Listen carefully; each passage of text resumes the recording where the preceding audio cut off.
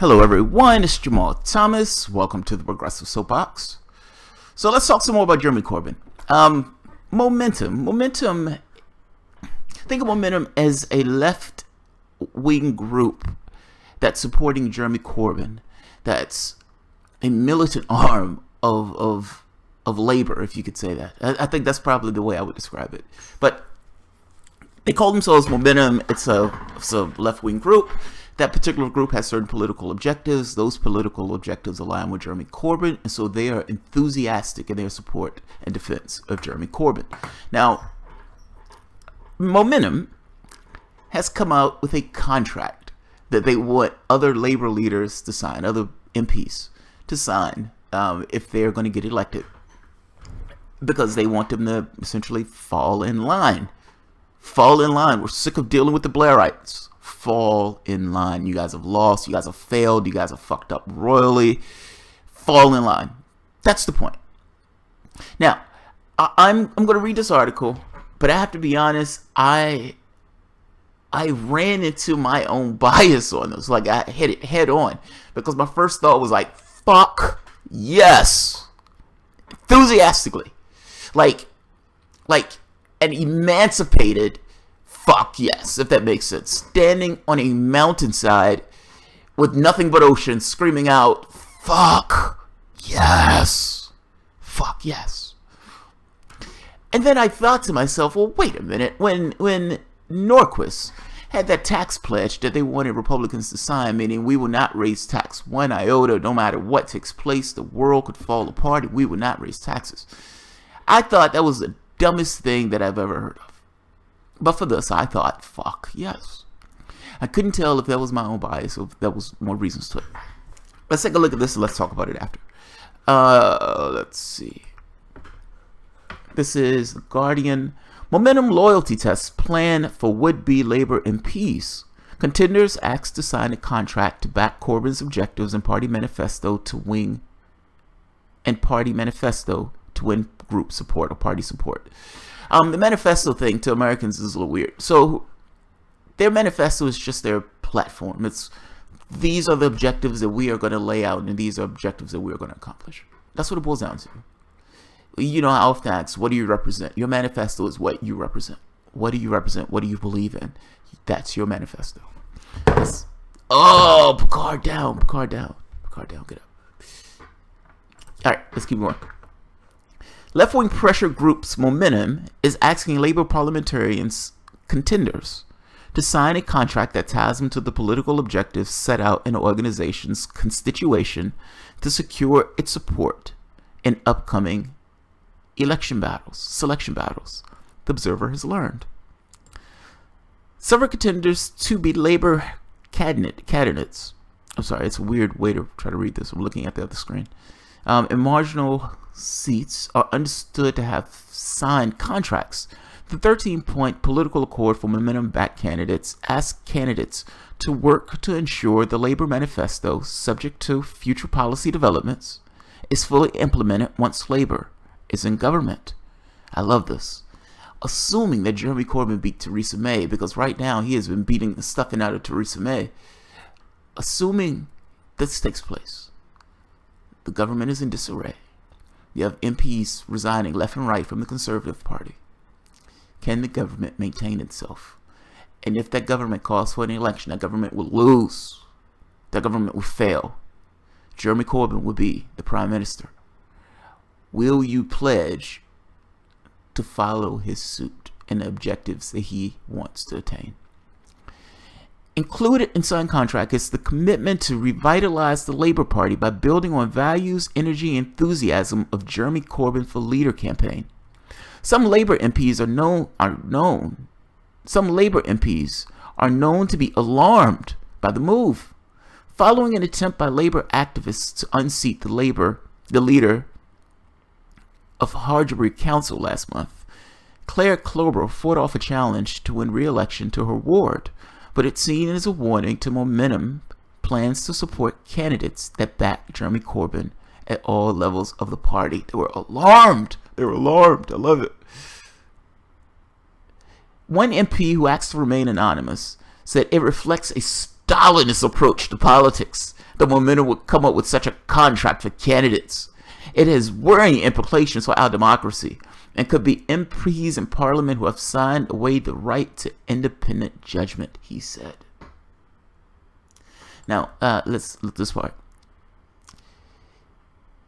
A spokesman for Momentum said the accord was drafted as part of efforts to improve the party's ethics and get candidates to take part in fair, honest debate on policies and not personal attacks or harassments. It just makes the commitment to the highest ethical standard more explicit, he added. Right there, that part. So it's one thing for me to say, I want to revitalize Britain. It's another thing to say, well, what does that mean? And you have 10 people in a room, and those 10 people have different judgments. Language is tricky. I don't know what that means. I don't know what the language means. They're making this point, look, we need to nail this down. We want it nailed down. If you want to get elected, if you want to be part of this particular platform, are you going to support Jermey Corbyn? Yes or no? And if your answer is no, we want you at that seat. We want someone in that seat that will support Jermey Corbyn. You can be alarmed all you want. That's politics. That's just politics. Look, when the Norquist pledge of not raising taxes no matter what takes place, that is directly related to the government. And that is, first, it's purely based on this idea that Norquist had when he was a kid, that if you tell people we will forever lower your taxes, you can always get elected, meaning you can always stay in power because we would continuously lower your taxes. That's fucking great. That doesn't take the government, that doesn't take society into account at all. Norquist doesn't care about the social implications of doing that. Norquist just wants that because he wants to get those people in office. This thing to support Jermey Corbyn, this is not out of a vacuum. These guys tried to take Corbyn out that seat, if I'm not mistaken, twice. It might have been once, it might have been twice. But either way, they tried to take him out that seat, the Blairites of the bunch. I would imagine that was one of the Blairites that said something about, this seems Stalinist. Jermey Corbyn calls himself a socialist. He's absolute socialist. He is what he is. Hold your shape. In the United States, that's mind-blowing. In Britain, it's just another party. But making these type of attacks is used with this idea of trying to connect the two. He says he's a socialist. Hey, Stalin, what he's doing right here seems pretty Stalinist to me. They want people to represent their interests. And ultimately, if they get enough people that says the person who's in that seat is not representing their interests, then yeah, they're going to take him out the seat. That's politics. That's literally politics. That's a democracy. That's a representative government. That is the basis of a representative government. I don't think that guy represents my interests. I find a lot of people that agree with me. We are going to try to take him out that seat. What's your complaint? What's your complaint? What's your issue? You don't like the fact that these people are organizing, and they're organizing a platform for the things that they like. And I am completely contradicting my first perspective here. Fair enough. And maybe this is the limits of trying to be unbiased. Fair enough. I see a fundamental difference in lowering people's taxes perpetually, regardless of the societal implications, as opposed to a plan that's this kind of principle approach to, this is what the public wants, this is what people want, this is what we said we're going to work for, and this is what we're going to actually work for. One represents workers, the other represents 1%. You can make a case, and I guess at the time I would have made the case, if you have a bunch of people together who are idiots enough to believe that this is a great idea to lower and forever lower people's taxes, then that's also just politics, and fair enough. Maybe, I don't know. All I'm saying is I think there's a stark difference between the tax thing versus this. And yes, I'm arguing with my own perspective, because I kind of want to be fair in this. I like this. I like this purely from the degree, don't get me wrong, if it's something where you're talking about that the government is in disarray and these people are trying to steal, I'm going to steal the abide by the contract. No, that's not what I'm talking about. I'm talking about them saying, look, politicians say all sorts of things. We want to nail this down to what this means. Does this mean when you get into that office the platform, the manifesto that Jermey Corbyn put out, that you are actually going to go for that particular platform. Here are 13 points that we believe that you need to abide by. If you say yes, you have our support, you have our vote. If you say no, you do not have our support, and we're going to try to take you out that office. Yeah, of course I'm behind that. I will be behind that in the United States. God damn it, I wish they had something like that in the United States. There is nothing like that in the United States. Nothing. I would love for that to have taken place in the States, where you have all of these people and all of these parties organizing in a way saying, if you don't tote our interests, we'll take you off that seat. You have groups like Justice Democrats who are running against multiple people in the United States. Justice Democrats is further to the left than what the Democratic Party is. People have their concerns about the way that thing is arranged, fair enough. But if you have a particular person, that particular person is to the left of the person who's in that office. If I believe the person is going to represent my interests, then yeah, that person is getting my vote. I love Paula Swearengin. Love her. If she can grab Joe Manchin as he's clawing to try to stay in that seat, God bless Paula Swearengin. I don't care what she has beside her name. We don't have like anything like that in the States. Our revolution is getting up and running, so our revolution has been running. Like I said, JD, you have brand new Congress. You do have groups springing up. I don't know their strength level yet. We won't necessarily know until 2018. But if momentum is scaring the shit out of politicians in Britain, momentum has my support. God bless momentum. God bless. I love it. They can be scared all they want. They should be alarmed. Not because of some Stalinist revolution. No, not because of that. This is no red revolution. Nothing to that effect. This is purely just brass tacks politics of people who are sick of what the Blairites did when they were in that seat in regards to labor, stinking up the joint. And they're trying to clean up the place. And they just want you to be true to your values. What does labor supposed to represent? What did labor represent in the Blair age? What does it philosophically suppose to represent? And will you represent those interests? Yes or no? Check it on the box. Just understand, if you check no, we're coming for your ass. You have my vote. Yes, I love it. I love it. I love it. I love it. I love it. I keep making this argument about a third party thing in the States, this dim exit. And I think you need the dim exit because I think you need that tense pressure that they're applying with momentum in this way.